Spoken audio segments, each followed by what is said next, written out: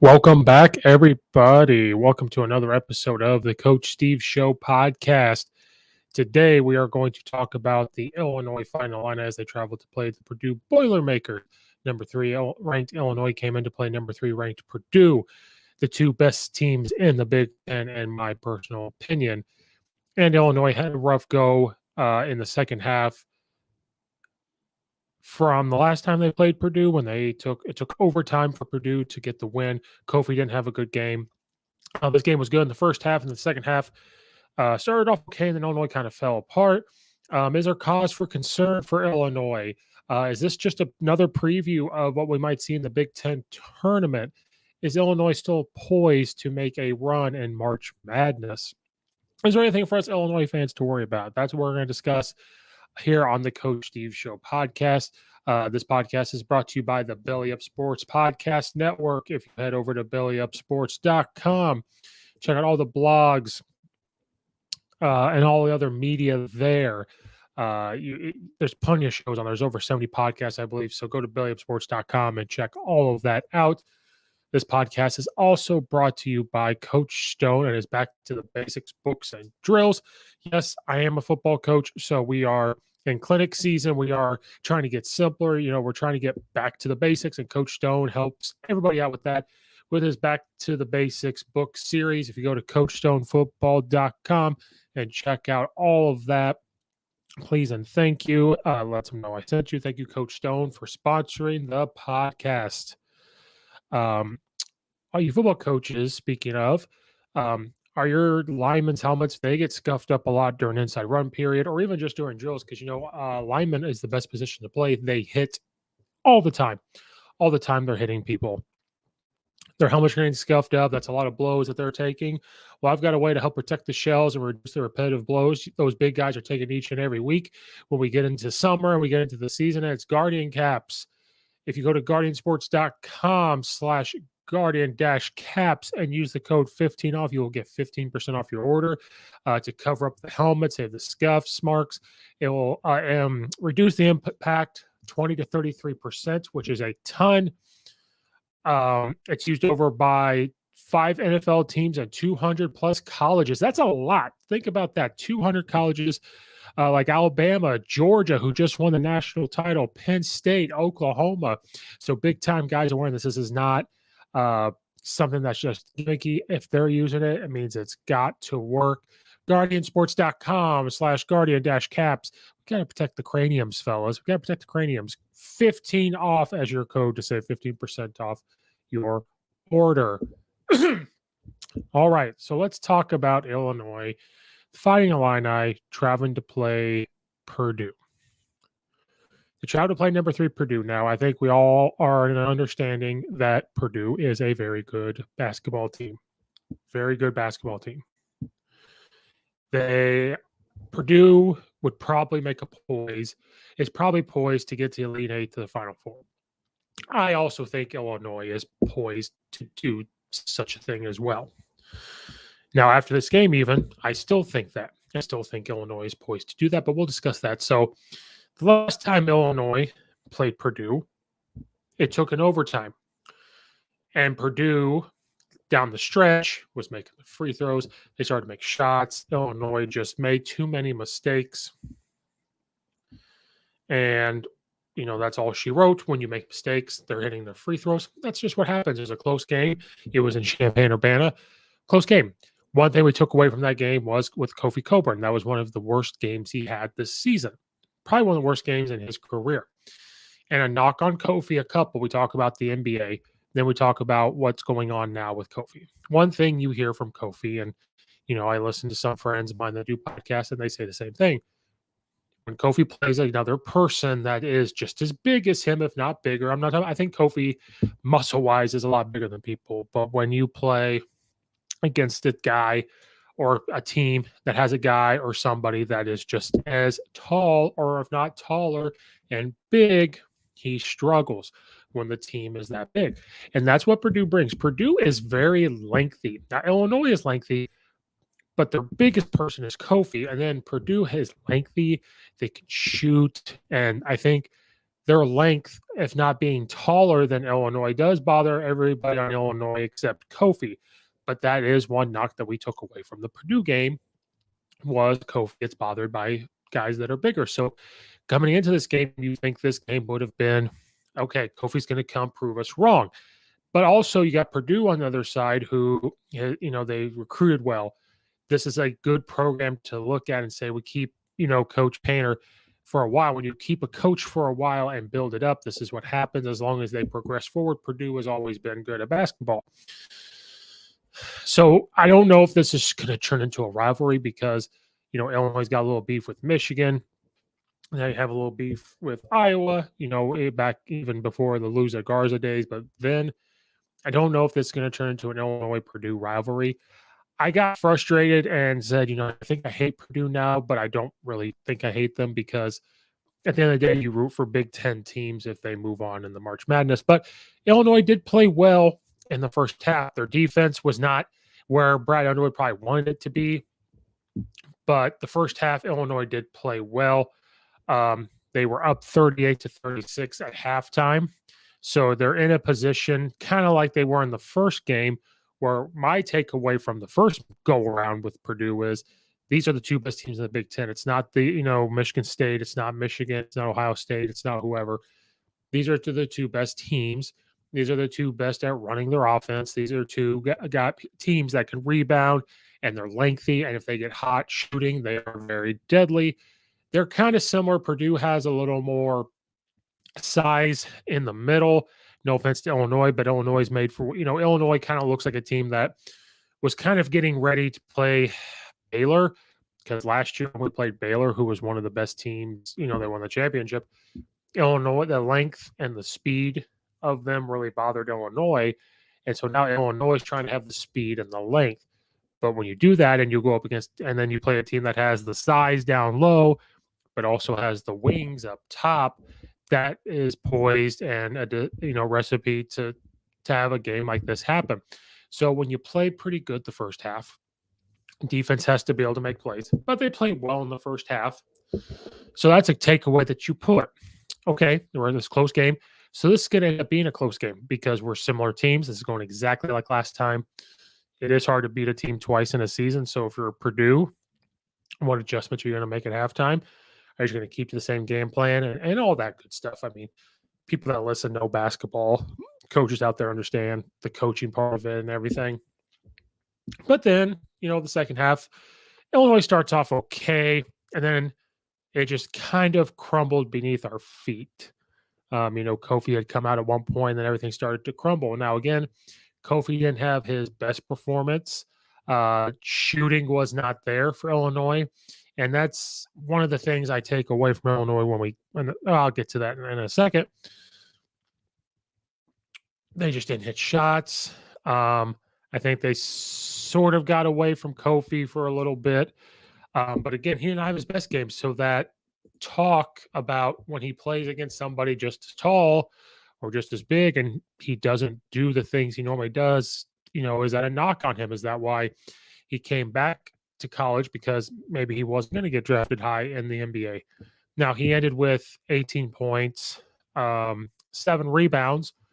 So, 18 points isn't bad, but he was averaging over 20 points. He usually gets you about 10 or more rebounds. He had 4 offensive rebounds and 3 defensive rebounds. Free throws was better. He shot 4 or 5 free throws. We did not shoot many free throws, so we did not get to the line as much as we probably need, or as much as we needed to. The next highest scorer was Plummer with 14, and then it was just a huge drop off. Grandison had 7, Williams had 3, and then Trent Frazier had 2 off the bench. Melendez had 8. Now Corbello came off the bench with 15. So he was our second leading scorer, but he did come off the bench. He had 6 of 6 free throws, but he was 4 for 10 shooting, which again, we talked about before with Corbello. Sometimes he just tries to do too much, and having all this time off that he has had with concussion or COVID, they've been very secretive about it. He has to get his wind under him. He has to get the game back, but he takes a lot of shots. So 4 for 10 is not the best, but he did hit his free throws. But Kofi, he didn't get up and past the 20-point game. Curbelo off the bench brought a little spark. But in the second half, defense, Purdue, sometimes a team's just going to hit every single shot no matter what you do. Closeouts were not the best for Illinois. We gave up 48 points in the second half, and we only scored 30 to lose 84-68. So Trent Frazier, had to play some defense. But, we do rely on him to hit a couple big shots. He only hit one. He was 1 for 7. He was 0 for 4 behind the arc with 2 points. Now, again, he'll spell a lot of his energy out on defense. Then we did have that scary moment when they collided knees and Trent Frazier went down holding his knee. And normally when that happens and you see that type of pain, you go, it's an ACL or an MCL. Like, that's exactly what it looks like. My poor friend Logan, if you guys go check out the No One Asked Us podcast with him and Craig Cho, where they have, watch along for Illinois games. I just turned on their watch along and this happened. And Logan looks so sad. That's probably his favorite basketball player. I've never seen Logan look so sad. But when that happens, you're cringing. That's a leader. Even though he's not scoring, that's a leader on the court to try to help ride the storm. But what he does when we ride the storm is he comes up with a big steal. He comes up with a big defensive stop, or he hits a corner three like he is known for, and we just start to get back in it. So he wasn't hitting shots. Williams does kind of the same thing, can play defense, but he can kind of hit some shots. Well, he was 1 for 4 from 3, only had the 3 points. He was 1 for 6. Then you kind of go, okay, maybe Grandison hit a shot. He ended up being 3 for 8. Plummer 5 for 10, so he tried. And then we just didn't get, besides Curbelo off the bench, Melendez only with 8 points, and the next person to score off the bench was Payne because of free throws.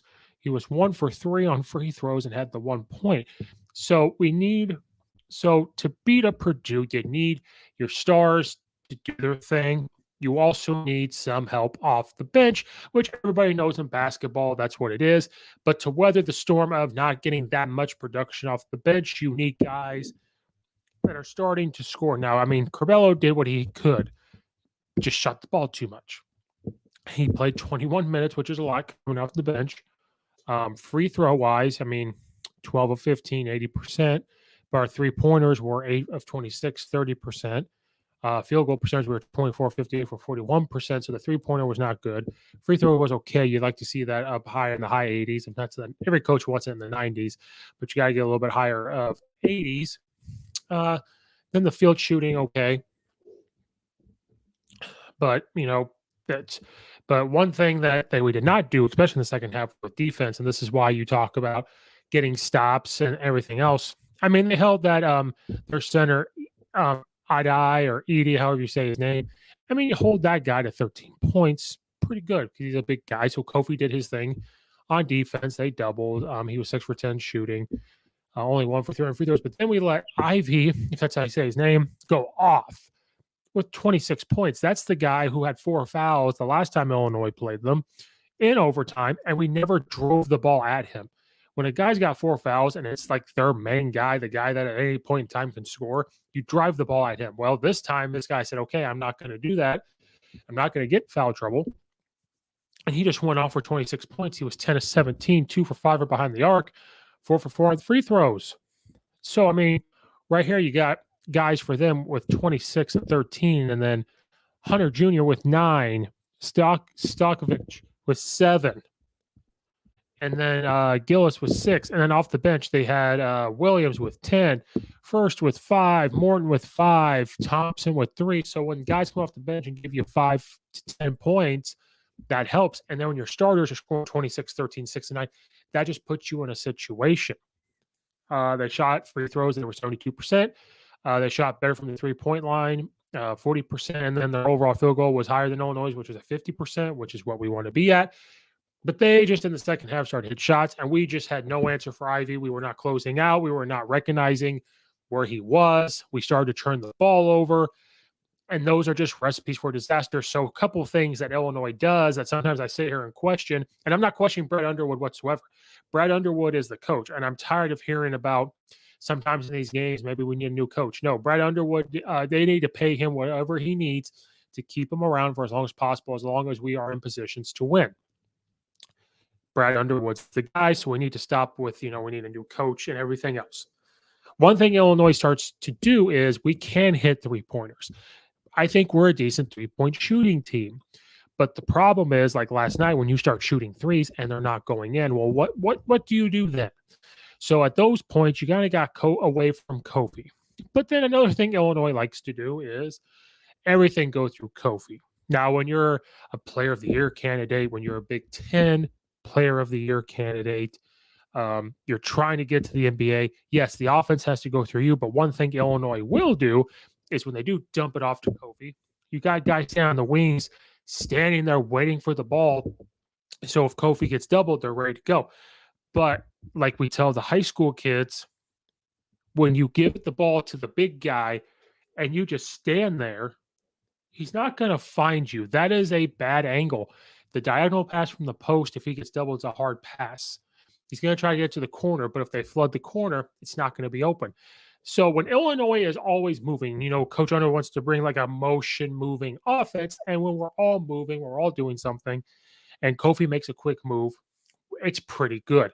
When you watch him try to score, especially on a guy that's taller than him, and you just stand there and watch, you're not cutting to the basket, you're not trying to get open, it causes a problem. And then Illinois also, when they don't hit their threes, well, what do you do then? Now, if you're open, you can't fault them for taking it.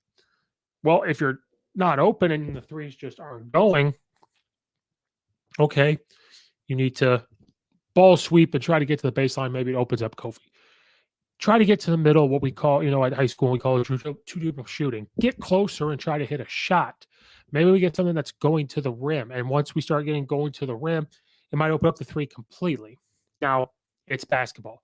There's times where you take a wide open shot and it looks good. Form's good. The release is good. They're straight up and down. And it's just not going to go in. There are those type of nights that happen in basketball, NBA, college. It doesn't matter. It happens. This was just one of those halves. This was one of those nights where it just didn't work. It just didn't. The shots weren't falling. Purdue came ready to play. They were at home. They were feeding off the energy. That just is what it is. So another thing to take away from this is Illinois is still a good team. I already saw a post about Illinois being overrated. They're chanting for Kofi to be overrated. He's not overrated. Illinois isn't overrated. The way this game was played, they're ranked where they need to be. Now, I think they could be a top 10 team and probably be exactly number 10. Big Ten is a good basketball conference. I know this year the SEC's catching up last year. Actually, probably the past 2 years, if not more, but I know for a fact the past 2 years, the Big Ten has been the best basketball conference overall from top to bottom, and just a meat grinder of a schedule. You want to talk about like SEC football and a meat grinder of a schedule. That is what the Big Ten basketball is now. This year, not quite as much, but you got Indiana getting better. Michigan took a step back. Michigan State's Michigan State, and all these teams. So it's a meat grinder of a schedule. And you've got two of the best teams. I don't care if Illinois is 13 or they're going to be 17 or 18 next week. They're two of the best teams in the whole NCAA basketball. So, they have to play each other twice. So one thing that is alarming is that you lose to Purdue twice this year. I do think this is a collision in the Big Ten tournament where they play before the championship or if they get to the championship. Illinois, so Purdue pulled in Illinois. When Illinois hits the shots like Purdue did, so that's why they're similar. They're lengthy, they can shoot, and when it's on, and it's not going to turn off. They make defensive stops just like how Illinois does it. They have guys step up, whether they don't score a lot, but they're going to play defense. They're very similar. Not quite in the offenses they run, but the styles of how they win, how they defend. I think this is a crash course for a Big Ten title, as long as they both show up and do what's asked of them. Purdue is built and poised and recruited and coached well to try to make a Final Four run, but so is Illinois. So I would not take as much stock into this because you want to play these teams in the regular season so you understand how tough it is to play these teams. So when you do get to the Big Ten tournament, when you do get to March Madness, I played Purdue twice. Oh, we played so and so twice, and we beat them, or they were close games. So now you understand you play a good team in March Madness, things will go well, or should go well, and you should be poised to do so. So we should not overreact to this Purdue game because we're still battling for the Big Ten regular season title. Now, I personally don't put as much stock as like when Michigan won last year. Like, we won the Big Ten. Well, then we shouldn't play the Big Ten tournament. That's my opinion. Is okay. Well, if we have a regular season Big Ten champion, then don't play the Big Ten, because then which one is real? Which one is the important one? That's what I don't understand when you have a regular season one, but then you play a tournament. So right now, I think Illinois might be number 3. Because right now Purdue, Wisconsin, and Illinois all are 10-3 in the Big Ten. But Purdue has beaten Illinois twice. Illinois has beat Wisconsin. They're going by overall. Wisconsin's 19-4 overall. Illinois 17-6 overall, and then Purdue is 21-3 overall. But we have beat Wisconsin. We won't play them again. So we just cannot continue to lose games. And then, these 3 teams right now, the way they're playing are, way above everybody. Ohio State coming in after that, Michigan State. Michigan State being 17-6 overall as well, but they're 8-4 in conference. So right now, Purdue, Wisconsin, Illinois are all tied up there in first, and then a game and a half back is Ohio State. So, and then I have points out Michigan is 3 games back. They're 6-5 in the conference. We're coming up to play them later on here pretty soon. I believe we got Northwestern next, Rutgers, Michigan State, Ohio State, Michigan, Penn State, and Iowa. So it's wrapping up. But Illinois fans, we shouldn't fret. We shouldn't worry about this. The only thing I say we'd have to worry about or think about is we have to start clicking. So these, if we struggle against Northwestern again, that's where you can start to go, okay. But Northwestern is that game where we can start to get back on track, start to hit those shots. Kofi can get the post game back. We have a string here that's going to be tough, but it's also a string where you could start really saying this is who we are and get our shot back. That's the only thing that concerns me, is when we don't hit shots like the 3, when we're not hitting threes. How do we combat that? What do we go to? Do we not just watch Kofi? When Kofi's not hitting things, what do we do to help him out and the team out? That's kind of where I wanted to go, and that's where I get that's the part I worry about. But that's also a little bit of a coach in us, where you do it the same thing with the high school kids, where everything collapses, but we're standing there looking for the 3, because I think as fun as the Warriors are to watch, and as fun as they were to watch with this 3-point stuff, and the Orlando Magic way back when, it's trickled down. It trickles down to college. It trickles down to high school, where when they see that, and all there is like, we're going to shoot the 3. We're going to shoot the 3. We're going to shoot the 3. Well, what happened to old school cutting to the basket and getting a layup? What happened to cutting and getting a 15-foot jumper, a 10-foot jumper, like just something closer to the basket? Well, it's a 2-pointer. It's not a 3, Steve. That's why it's not as fun. Well, sorry. That's not what we're here for. We're here to score points and win. So those are the only things, is when Illinois' offense starts to get a little stagnant, when we are allowing teams to drive to the middle on defense. But Illinois fans, don't fret. It's fine. When Illinois starts clicking and everything starts going, Trent Frazier was fine from the knee. He was fine. So we're poised to – Illinois is poised. I mean, we said it last year too, but if everything clicks and we play the way we can, we are poised to make a deep March Madness run. I believe, I think that, Logan, if you listen to this, I am going to quote you. Illinois is the best team in the Big Ten that's not named Purdue. Purdue is the best team as of right now in the Big Ten. They're poised to win the Big Ten title. But I think it depends how the bracket works. I do believe this could be an Illinois-Purdue Big Ten tournament matchup. And you almost have to go with Illinois, or start to think Illinois could win that one, because it's tough to beat a team twice. It's hard to beat a team 3 times. And then they're poised to go into March Madness, make a deep run, do well, represent the Big Ten, and everything's good. Life is good.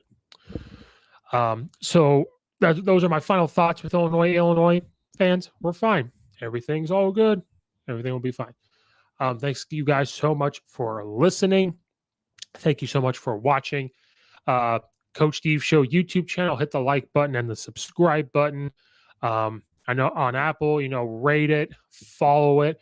Spotify, you can also now rate podcasts. So please go do that for me. And then wherever you listen to your podcast, do that for me.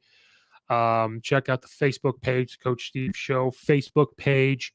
Follow on Twitter at Coach_Steve72. Check out all the affiliates in the description below. Thank you guys so much for watching and or listening.